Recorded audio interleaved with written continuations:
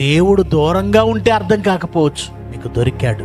66 పుస్తకాలుగా మీ దగ్గర ఉన్నాడు. సాక్షాత్తు యేసుక్రీస్తు ఈ భూమి మీదకి వచ్చి తండ్రి అంటే ఏంటో బయలుపరిచాడు.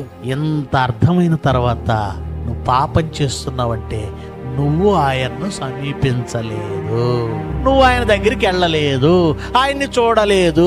మరి ఇంట్లో బైబిల్ ఉంది, ఒక బైబిల్ కాదు, ఇంట్లో 5 ఉంటే 5గురికి 5 బైబిళ్ళు ఉంటే ఆయన్ని చూసినట్టు కాదు తల్లి. ఆ బైబిల్ తెరిచి అందులో ఉన్న ఆయన్ని చూడాలి, చదవాలి, అర్థం చేసుకోవాలి, ఆకలింపు చేసుకోవాలి, సొంతం చేసుకోవాలి. ఆదివారం బైబిల్ దుమ్ము దులిపి ఆ పేజీలు ఎప్పుడూ నలిగి ఉండవు, తెల్లగా తళతళలాడుతుంటాయి. అమ్మో బైబిల్ని ఎంత పవిత్రంగా చూసుకుంటుందో మహాతల్లి అనరు ఎవరు.